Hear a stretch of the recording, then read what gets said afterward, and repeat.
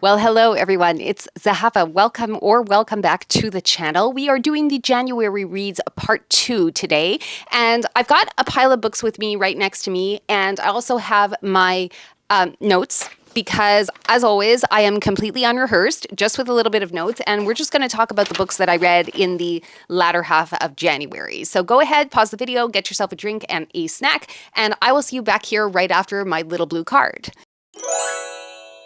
Okay, so we are back. Thank you so much for joining me. I'm going to give you just a rundown of how the video is going to go.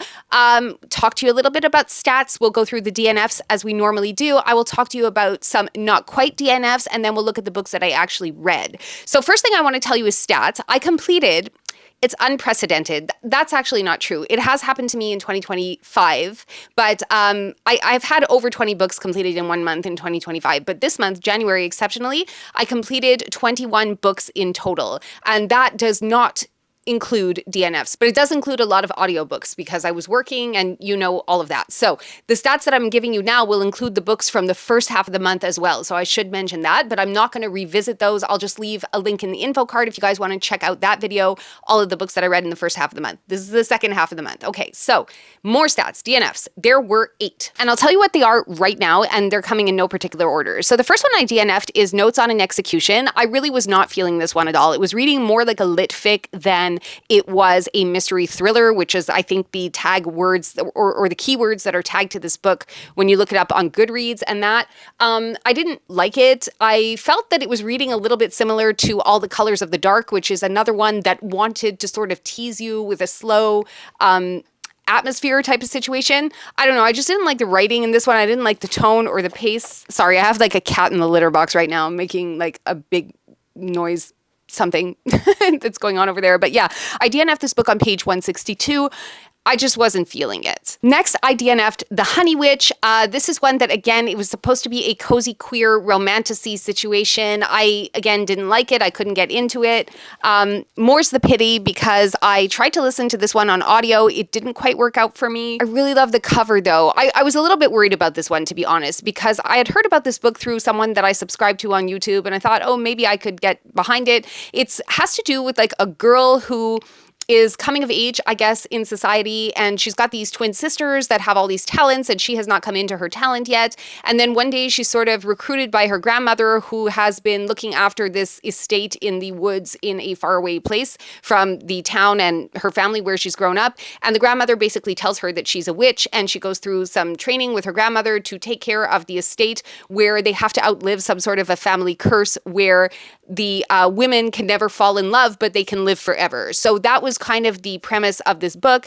But then, I don't know, it got like really boring. By the time she meets her love interest, you're so tired of listening to whatever is going on that, I don't know, I guess maybe I didn't have the patience for this, but I decided to let this one go. There were also a couple of books that I had held back from my eBay haul, thinking that I might like to read those books. The first one is The Accident, and that's by Linwood Barkley. Again, lost interest in this one, didn't find myself caring about what was happening. I wasn't particularly smitten or enthralled in the prose or even the plot lines, so I also decided to DNF this one. Basically, the story is there is a woman, Sheila, who is driving home one day from, I don't know, it's work, school, wherever. Oh yeah, she's in like night classes in university. She drives home. She gets into an accident. Her husband finds out about it, and then they say that Sheila is to blame. And of course, he doesn't believe that. So he's trying to figure out the situation, like what happened, why Sheila was being blamed for this accident when he knows that she would never drink and drive, that kind of thing. So anyway, I felt that the pacing of this book really wasn't driving with my mood at the time, so I decided to DNF it, as I've said. The second one that I ended up DNFing from my eBay haul is Locked In, and this is that book that I was talking to you guys about in the vlog that I did not too long ago, which I will link to up there if you guys want to go check it out. I thought that I might like this book. I even had a weekend plan to finish it, and then, I don't know, again, it was a case of it got really boring. But I will say that for this one and for The Accident, these were books that had come in my eBay hauls, which means that they were unhauled originally by somebody, and I guess I know why now. Yeah, so lost interest in this one as well. Not a compelling plot line, not compelling prose, nothing that worked for me. I'm sorry. The last book that I DNF'd is Isola. This is a historical fiction about a girl who was supposed to come into an inheritance in France, and then her ward or her guardian decided to steal her inheritance for himself, and then he shipped her off to an island off the coast of Canada and marooned her there. And it sounded originally to me like a really interesting story, but it just got so boring, that I could not, I just couldn't keep up with it. I think that I would have been a lot happier if they had stayed away from more of the fictionalization of this lady's history, and they had started it closer to the time that she was marooned and then maybe made it into more of a survival story. I think I could have gotten behind that a lot easier. I just felt that it dragged on and on about so many things that I did not care about that I couldn't push myself through it anymore. This was a book that I picked up secondhand at a thrift store, and I guess I'm not the only one to kind of feel that way about it. I don't know. I just felt really let down because I was really looking forward to seeing a female survivor story, and I just didn't have the stamina to sit through whatever I had to sit through in order to get to the point where I would actually see some action happening. So I just gave up on it, and I'm going to end up unhauling this one. And then lastly, I DNF'd a library book at page 3. And what's really funny about this particular book and this particular author is that the last book that I read of theirs, I'm pretty sure I DNF'd at page 3 or page 5, but definitely before page 10. And I DNF'd it for the exact same reason. So the book in question is The Salt Grows Heavy, and this is by Cassandra Khaw. I also tried to read last year in 2025, Nothing But Blackened Teeth. I couldn't get through more than 5 pages of that. I think I couldn't get through more than 5 paragraphs of this before I decided that I didn't want my head to be stuck in a meat grinder of thesaurus words. This was like, I don't know what this author is trying to do, and clearly this is not an author for me, because I felt like, let me just say that I'm 44 years old and reading is my hobby. It's meant to keep me light and entertained. And I really don't want to feel like I'm reading a book that was, I mean, the only way that I can compare it is to like a kitten that has gotten into a basket full of yarn and has just made a mess of it. And then it's up to you, the reader, to sort it out.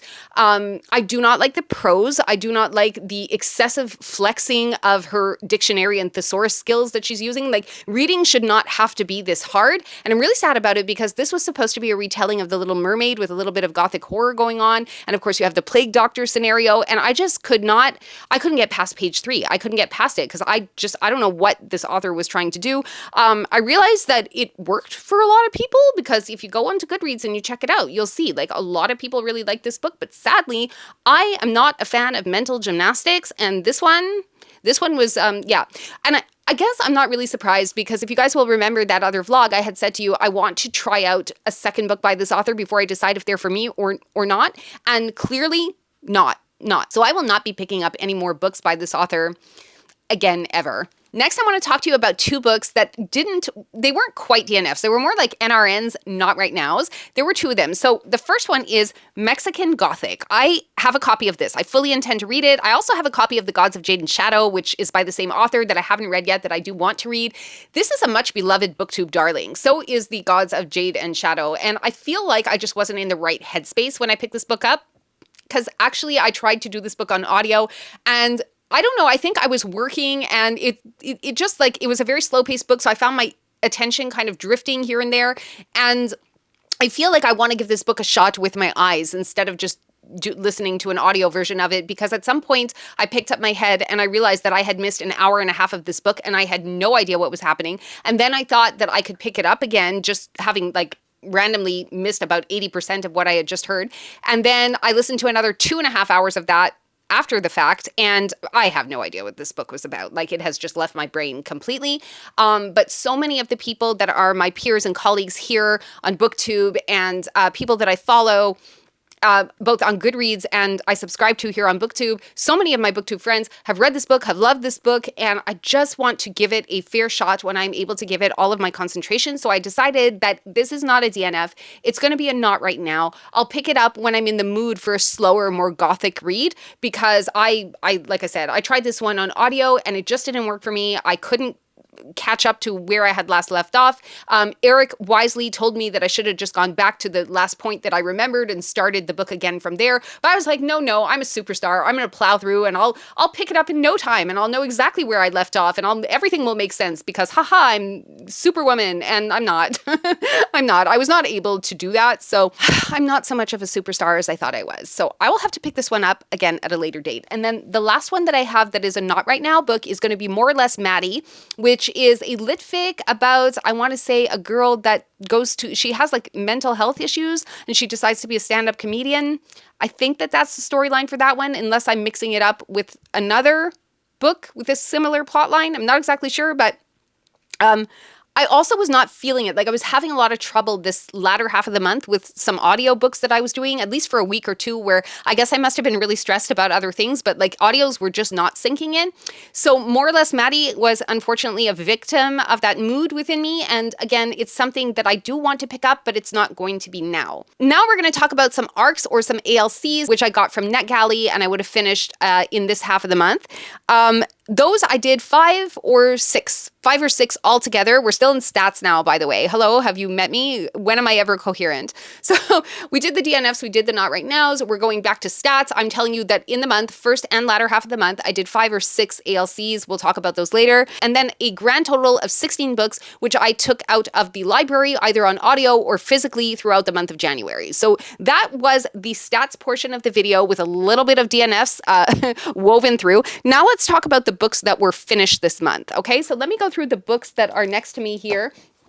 And it'll be, again, in no particular order. How to Solve Your Own Murder, a very mid book, less than mid, in my opinion. It's very forgettable. I think I gave it 2.5 stars, 2 or 2.5 stars. I'm not exactly sure. I'll put it across the screen for you. I found this very forgettable. If it's a series, I will not be continuing and I will be unhauling. It was just like an okay, straightforward murder mystery, but I don't think that I got the value out of it for the time that I put into it. So basically what happens is you're following Annie, who has gone to a country estate that was her great aunt's estate after her great aunt has been murdered or has died. And she is tasked with solving her great aunt's murder, or she will not be able to get her inheritance. So that's basically the situation that we're following here. But also what's kind of weird is that Frances seems to have known, after having seen a psychic back in like the 1950s, it's the 1960s. So her Aunt Frances went to see a psychic and the psychic told her that she was going to be betrayed by a friend and there was going to be like a whole, situation. And she spent her whole life basically becoming an eccentric recluse, trying to find out who was going to murder her. And basically you fast forward in time because we're following a dual timeline in this book. And you fast forward a little bit and then we're following Annie and she's got to solve her great aunt Frances's murder, basically, before somebody else beats her to it or before the deadline passes and then the estate gets control over the fortune and it ceases to go to family members. So that's about the gist of the story. But again, I found this just okay and I'm very happy to unhaul it. Next, A Sad Tale, a book that I really wanted to like but didn't end up liking it as much as I wanted to, and that is Penance by Eliza Clark. This is about I want to say bullying. That's basically it's like a Mean Girls type situation. So when the story opens, we are introduced to a situation where 3 girls have lit another girl on fire and obviously murdered her. But the whole situation follows a reporter as he's trying to uncover the truth of the events. He's interviewing people, he's interviewing the culprits, he's interviewing the mother of the victim, and he's trying to put the whole story together for a true crime angle. So we're following this reporter as he's trying to unearth those like 10 years of history when after this crime, this murder has happened. And I think that, first of all, we have a very unreliable narrator, which I didn't love. And it's really just a social commentary on girls and bullying. And it's very hard for the reader to suss out the truth, which I think is kind of the book's point because everybody gives their own version of events and there's no real truth. It's almost like up to the reader to decide what the truth is, if a truth can in fact be found. So again, like I annotated this book. I took my time with it. I wasn't overall impressed with it. And I think that it's something that I will happily unhaul. But for now, I'm going to hang on to it because, I made the effort. But it's giving Mean Girls. It's giving, but definitely more violent. And, there's, how they say there's like 3 sides to every story? Well, in this particular novel, there's like 16 different sides to every story. So make of that what you will. Anyway, it's definitely very gory, definitely very violent in certain parts. And there's a few trigger warnings. If you're sensitive to bullying issues, this might be one that you would want to stay away from. Because yeah, the girls in here are pretty heinous to one another. So just be warned. 2 library books that I've read, which I don't have with me because they've been returned. The first one is When the Wolf Comes Home by Nat Cassidy. This one impressed me a lot more than I thought it would, and I actually ended up giving it 4 stars. It is a werewolf tale, but it's so like not what I was expecting. I was expecting like a really gory horror, something along the lines of Rest Stop, and this was not at all what I got. And I don't always know if Nat Cassidy's writing style is something that really resonates with me, because I find as an author, and I've only read 2 of his books, mind you, but I feel like the books are readable for sure, but are they enthralling for me? I don't necessarily know. So basically, we're following Jess as she is a struggling actress. And one day when she comes home, she finds a little boy hiding in the bushes, having run away from his house. And she decides that she can't leave this boy alone, takes him in, and then all these strange things keep happening. And I don't want to ruin the story for you guys by telling you much more about it, but there's something strange about this boy and the things that he's running away from. Basically, what happens is the boy's father has come searching after him, and everywhere the father goes, blood and carnage are in his wake, and we're just following them as they run away from whatever carnage has been chasing this little boy and has sent him into Jess's care. And yeah, it's just kind of a fun romp, a chase type novel where people have to get away from the bad guy, and then, you know, things are unraveled and we discover things. And yeah, I actually had a really good time in this book. I know I'm not really saying much in terms of like how to explain it to you, but I can't say too much without giving it away. But I will say that I am impressed because Rest Stop, like, I don't know, it kind of lost me a little bit. It plateaued, got flat for me, and then sort of came back on track. Whereas this one was a pretty quick read because I was interested and I was engaged. I would say like more than 90% of the time, which is pretty good for me because, again, I'm not always sure if I like Nat Cassidy's prose, or there's just something about the voice of the novel that just wasn't, I don't know, I feel kind of very detached from it. I can't put my finger on what the issue is, but I did like this book. I love the way it played out. I love the way it ended, and I was just really happy with it overall. So that was a successful library pick for me. And the next one I want to talk to you guys about is Sky Daddy by Kate Folk. Now, this is the second Kate Folk book that I have read. I read Out There, which is a collection and anthology of short stories by the same author. Sky Daddy, you guys, was a fucking masterpiece. It was a fucking masterpiece. I'm sorry, I'm swearing, but I'm so freaking passionate about this book.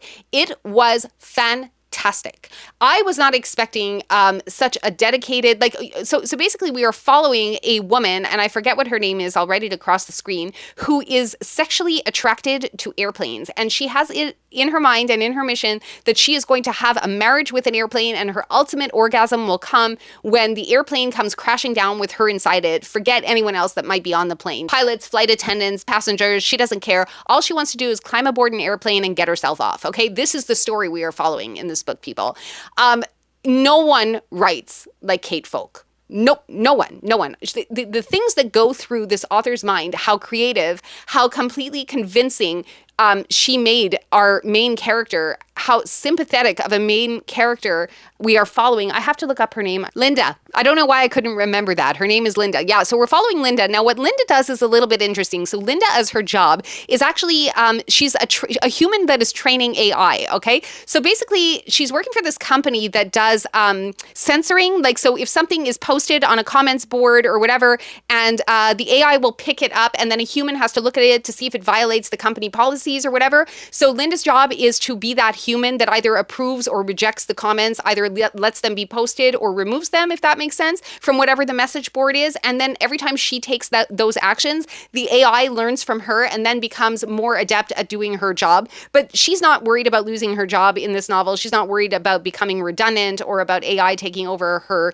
livelihood or anything like that. She's living in, it's like the craziest thing. She's living in somebody's garage in like a room with no windows. And she's like I think she's like up a flight of stairs or something. She's not allowed to use the washer dryer where the lady whose place she's renting comes into the garage, uses the washer dryer herself, but like Linda's not allowed to use it, so she has to keep quiet. She has to stay up in her little, what's referred to as a cube, because for all intents and purposes, it is a cube. There's no windows there, and she just, anyway, she's living there. She's paying like a crazy amount of rent. She goes to work, and basically she spends all her money on plane tickets so that she can get up in the air and relive a coming of age sexual experience that she had when she was 13 years old aboard an airplane. Okay. I want to say about Linda. Linda is giving coded autism. So Kate Folk, I don't know if she is on the spectrum. If she's not, if she is, it wouldn't surprise me.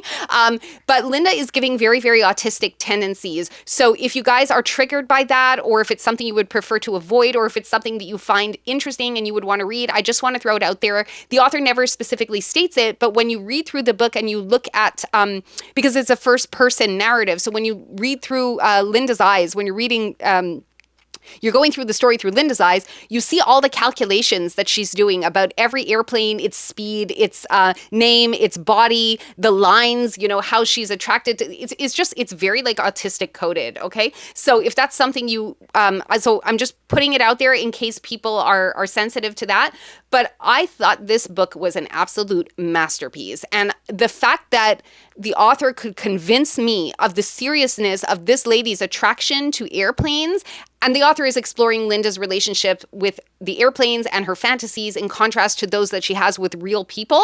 And it's just a really, really interesting dynamic about how Linda really does not feel like she's she doesn't feel like she's at one with like humanity. She doesn't feel that anyone would like her if they knew the real her. A couple of other things you might want to be aware of. There is some law of attraction philosophy here, and there is Linda regularly attending vision board meetings. So I don't know if that's something that will bother you guys or not, but it's useful to have if you're going into this book. But again, this is a book I gave 5 stars to. If I could give it 6 stars, I would give it 6 stars. I thought it was absolutely fantastic. It is a book that I took out from the library, but I will be getting a copy for my own bookshelf. So you can bet your bottom dollar I will be buying a copy of this one soon. Then I also read Every Heart a Doorway, which is the first of the Wayward Children series by Seanan McGuire. The only experience I have with Seanan McGuire, I don't want to say the only one, but the only one that I completed is one of the short stories that she wrote for the Black Feathers. It was like a dark avian anthology that I read a while back in 2025, and I really liked her writing there. That was an explicitly autistic protagonist in that story, and I just loved it. I tried Middle Game. I couldn't get with that. That was playing out just like a little too slowly for me, but The Wayward Children, so many people are reading it, and I had no idea what it was about. And quite honestly, I think I stayed away from it a little bit because the Goodreads tags had said that the books were intended for young adult readers. I was afraid of that, so I decided to stay away from it. Maybe it's not going to be for me. I noticed that my library had 11 books, so they have the 11 main books, but they don't have the little novellas that are in between some of the books, but that's fine. I just want to get like the gist of the series. So I started that one. I really liked that one. I read books 1 and 2 of that series, and the audio is about 4 hours each, and I was listening to it at like 1.7 speed, something along those lines, and they worked for me, and I intend to continue in that series. Next library book I took out was another Janice Hallett. This time it was The Mysterious Case of the Alperton Angels. This one had to do with a murder in an abandoned warehouse, and we are following a true crime writer who has been hired by her publishing house to assist in a series that is going to collect a whole bunch of true crime, and then they were going to write books and then do a television production based on those books, I think is how it went. And we are following Amanda, who is forced to work with somebody that she has had a falling out with in the past, and they're both kind of trying to cover the same angles, so there's a little bit of competition there. So they're trying to discover why a couple of 17-year-old kids decided that they were going to sacrifice a baby in some sort of a religious cult ceremony. And they're trying to track down the teenagers in question. They're trying to track down the baby in question.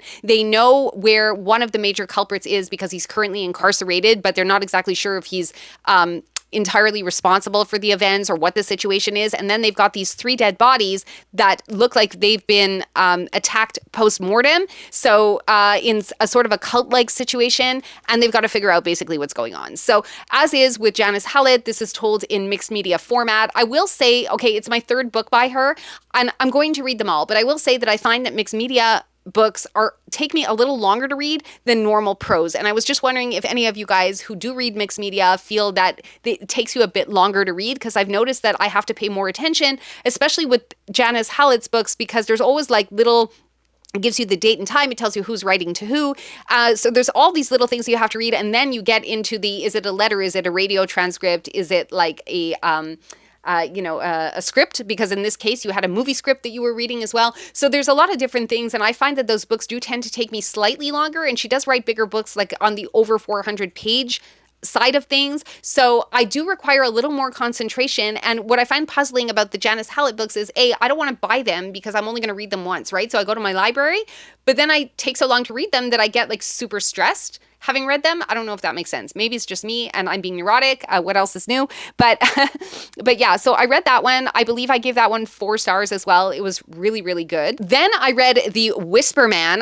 Still can't remember who it was that suggested this to me. I think it's probably Fina, because I think I remember when I had said that I was reading this book on Goodreads, I got a like from her. So maybe it was Fina from Fina Reads. Anyway, I finished this book yesterday. This was another book I took out from the library. I would read more from Alex North. I think this was a really good tale of a small town serial killer situation, father and son relationship, and just a very straightforward murder mystery. I believe I gave this one 3.75 stars. It didn't quite make it to 4 stars because I had some trouble with the prose. I don't know if it's this author's first book or not. Hopefully other works would get better. Maybe sometimes when people start out, they're a little bit rusty. I'm not exactly sure like if this is the author's first book or not, but I thought it was pretty good. I read it pretty quickly in like 2 or 3 days, but I found myself wanting to skip sentences here and there, although I liked it because the paranormal stuff that comes up does have a rational explanation for it. So I like that aspect because it didn't leave everything up to paranormal, because I think that as the next book will tell you, and as it's famous for telling you, so we'll get into that in a second, but I know that when you're reading a murder mystery, everything has to be grounded in sense. When it's a horror book, it doesn't necessarily. So that's kind of where we are with this one, but I did have a good time with this, and I would read more from this author. And then lastly, I read Everyone in This Bank is a Thief, and this is the 4th in the Ernest Cunningham detective novel series by Australian writer Benjamin Stevenson. It is just as cheeky and just as funny as the other 2 books of his that I read. I didn't read Everyone in This Christmas. I didn't read the Christmas one. I have to get to that one. I haven't read it yet, but that was the 3rd in the series. So I read books 1, 2, and 4, and I got this one as an advanced listener's copy from NetGalley, and I was pleased with it. I gave it 4 stars. It was everything that I expected it to be. If more books come out, I will continue with those. It's kind of along the lines of the Thursday Murder Club in terms of like the comedy, but what I like about this particular series is how well it handles the breaking of the fourth wall, and how lovely it is when Ernest is talking to the readers and giving a stream of consciousness account of what is happening to him, which is kind of what I find extremely charming about these books. How he's always trying to absolve himself of being unreliable, and he's always asking for, he's very kind of Canadian in that way, like he's apologizing before bad things happen. So even though he's an Australian character, obviously. I've been to Australia a few times. I like following these books because the places that are mentioned in these books, sometimes it's places I visited. So I know exactly what is happening. And yeah, I just had like a very good time with this one. It's there's really no notes. I think I have the first 2 books in this series physically. I think that I would not spend full money on it, but if I found it at a thrift store, it's the type of book that I would pick up and add to my shelves. No issues. I would have no issues having that on my shelves, even though I would not likely reread them. So the only one I have left to read in the Ernest Cunningham series is going to be the Everyone This Christmas Has a Secret, I think. I'm not exactly sure. I'll put it up on the screen for you guys. Haven't read that one yet, but I certainly will get around to it eventually. And I think that is going to bring us to the end of the January wrap-up. I know that there were a lot of books this month. There were a lot of books this month. I want you guys to know that this is not a typical reading month for me. There were so many audiobooks done at the beginning of the month because I had to catch up on a lot of work after the holidays because, as you guys know, I was traveling. So I had to catch up on a lot of work, and audiobooks do keep me company while I'm working. So it's not a good reflection of what I normally read in a month. My usual monthly average in terms of books will vary anywhere between 8 and let's say 12, maybe 13 books. If I'm not doing any DNFs, which I don't think I have had a month where I haven't had any DNFs, not yet, not since I've been on BookTube. But I had a lot of DNFs this month. Like I wasted a lot of time, even if I completed 21 books, I wasted a lot of time reading 50, 60, 70, sometimes 100, 150 pages in books that I just didn't have the mental bandwidth to continue. And so was the case for certain of the audiobooks. So I just want to throw it out there. Reading 20 books in a month, not normal. Not normal. And it's not even normal for me. So don't feel bad if you're watching this and you're thinking, oh my God, I can only read 8 books in a month. I can only read 6.